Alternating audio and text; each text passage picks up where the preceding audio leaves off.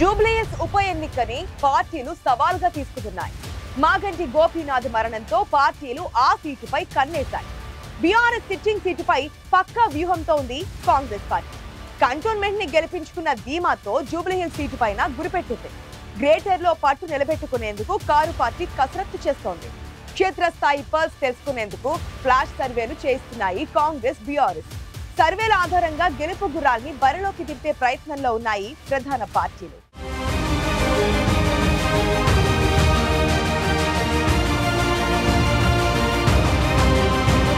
రెండు 2023 అసెంబ్లీ ఎన్నికల్లో రాష్ట్ర వ్యాప్తంగా హస్తం పార్టీ హవా కొనసాగింది.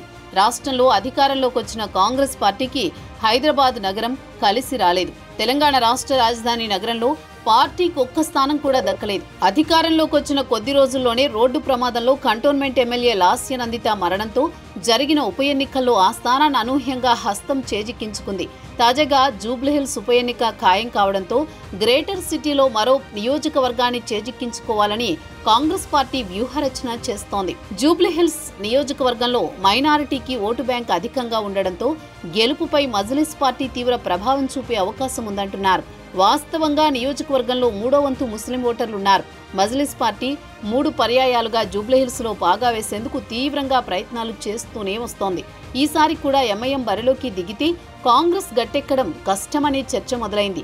జూబ్లీహిల్స్ ఎమ్మెల్యే మాగంటి గోపీనాథ్ మరణంతో ఖాళీ అయిన సిట్టింగ్ స్థానాన్ని తిరిగి సాధించేందుకు బీఆర్ఎస్ ప్రయత్నాలు మొదలుపెట్టింది.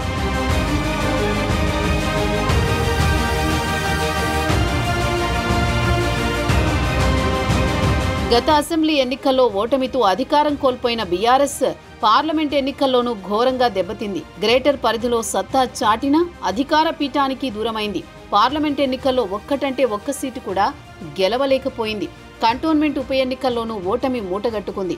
దీంతో త్వరలో జరగబోయే జూబ్లీహిల్స్ ఉప ఎన్నికల్లో ఎలాగైనా గెలిచి తాము బలంగా ఉన్నామన్న సంకేతాలను ప్రజల్లోకి తీసుకువెళ్లాలని గులాబీ పార్టీ భావిస్తోంది. అందులో భాగంగా గులాబీ నేతలు జూబ్లీహిల్స్ లో రహస్య సర్వే నిర్వహిస్తున్నట్టు సమాచారం. జూబ్లీహిల్స్ ఉప ఎన్నికల్లో మీరు ఏ పార్టీకి ఓటేస్తారు? బీఆర్ఎస్ అభ్యర్థిగా దివంగత ఎమ్మెల్యే మాగంటి గోపీనాథ్ భార్య సునీతకు టికెట్ ఇస్తే గెలిచే అవకాశం ఉందా అనే విషయాలు తెలుసుకోవడానికి బీఆర్ఎస్ ఓ సర్వే చేయించినట్టు తెలుస్తోంది. సిట్టింగ్ ఎమ్మెల్యే మరణంతో సానుభూతి ఓట్లు పడతాయో లేదో తెలుసుకునేందుకు ఆ పార్టీ ప్రయత్నం చేసినట్టు చర్చ జరుగుతోంది. కంటోన్మెంట్ ఎమ్మెల్యే లాస్యనందిత చనిపోయినప్పుడు ఉప ఎన్నికల్లో సానుభూతి కలిసి వస్తుందని ఆమె సోదరికి టికెట్ ఇచ్చారు. అయితే ఆ ఎన్నికల్లో బీఆర్ఎస్ వ్యూహం బెడిసి కొట్టింది. కాంగ్రెస్ నుంచి పోటీ చేసిన శ్రీ గణేష్ విజయం సాధించారు. జూబ్లీహిల్స్ లో అదే పరిస్థితి పునరావృతమైతే రాజకీయంగా రాజధాని నగరంలో ఇబ్బందని భావిస్తున్నారు కారు పార్టీ నేతలు. అందుకే ఓ సర్వే చేయించి రిపోర్ట్ ఆధారంగా ముందుకెళ్లాలని భావిస్తున్నట్టు తెలుస్తోంది.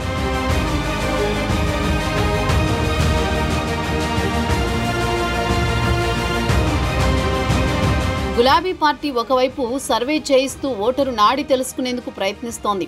ఈ సర్వే నడుస్తుండగానే బీఆర్ఎస్ పార్టీ ఆశావాహులు టికెట్ కోసం గట్టి ప్రయత్నాలు చేస్తున్నారు. ఒకవేళ సర్వేలో సానుభూతి వర్కౌట్ కాదని తేలితే తమకు టికెట్ దక్కొచ్చని అదృష్టాన్ని పరీక్షించుకునేందుకు సిద్ధమవుతున్నారు.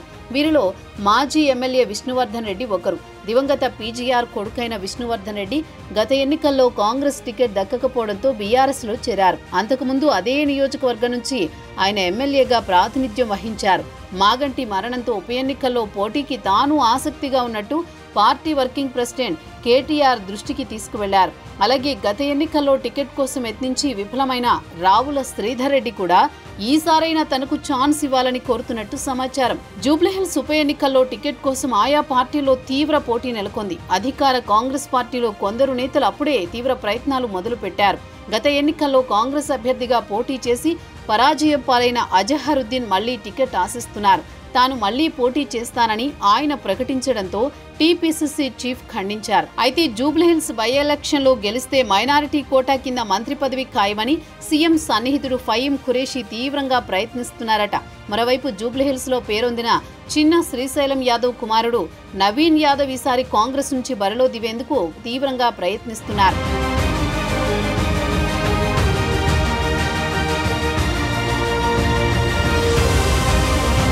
గత అసెంబ్లీ ఎన్నికల ముందు జూబ్లీహిల్స్ అసెంబ్లీ లేదా సికింద్రాబాద్ ఎంపీ టికెట్పై హామీతో నవీన్ యాదవ్ కాంగ్రెస్లో చేరారు. 2014 ఎన్నికల్లో నవీన్ యాదవ్ మజ్లిస్ పార్టీ నుంచి పోటీ చేసి 41,656 ఓట్లు సాధించారు. ఆ తర్వాత 2018లో మజ్లిస్ బరిలో దింపకపోవడంతో పార్టీకి రాజీనామా చేసి స్వతంత్ర అభ్యర్థిగా పోటీ చేశారు. అసెంబ్లీ ఎన్నికల ముందు కాంగ్రెస్లో చేరినా ఆయనకు పార్టీ టికెట్ దక్కలేదు. దీంతో ఈసారి టికెట్ తనకే దక్కుతుందనే నమ్మకంతో ఉన్నారు నవీన్ యాదవ్.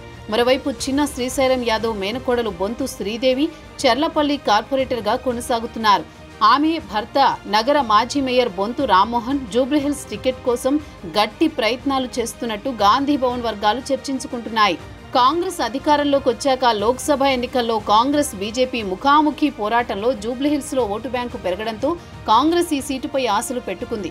వాస్తవంగా అసెంబ్లీ ఎన్నికల్లో విజయం దక్కిన బీఆర్ఎస్కు 43.94% ఓట్లు లభిస్తే కాంగ్రెస్ 35.03% ఓట్లతో రెండో స్థానానికి పడిపోయింది. లోక్సభ ఎన్నికల నాటికి కాంగ్రెస్ ఇక్కడ తన ఓటును 50.83%కి పెంచుకోగలిగింది. ఇప్పుడు ఎంఐఎం కూడా కలిసి వస్తుండటంతో జూబ్లీహిల్స్లో జెండా ఎగరడం ఖాయమన్న ధీమాతో ఉంది కాంగ్రెస్. బీజేపీ గత అసెంబ్లీ ఎన్నికల్లో పోటీ చేసిన లంకల దీపక్నే పోటీలో పెడుతుందా లేదా అనేది ఇంకా చర్చలోనే ఉంది. బలమైన బీజేపీ అభ్యర్థి బరిలో ఉంటే తమకే కలిసి వస్తుందని లెక్కలేసుకుంటోంది హస్తం పార్టీ.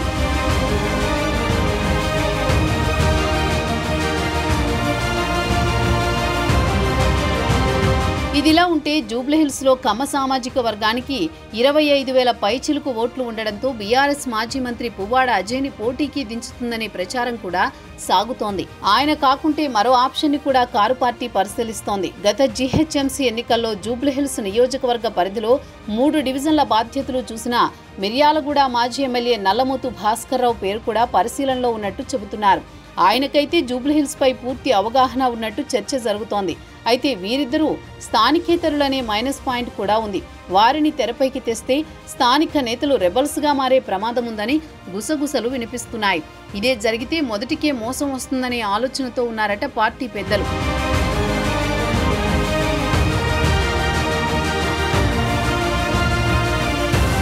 మొత్తానికి గత అసెంబ్లీ ఎన్నికల్లో మజ్లిస్ పార్టీ బీఆర్ఎస్ కి లబ్ధి చేకూర్చేలా స్నేహపూర్వకంగా పోటీ చేసి పరోక్షంగా గులాబీ పార్టీ విజయానికి కారణమైంది.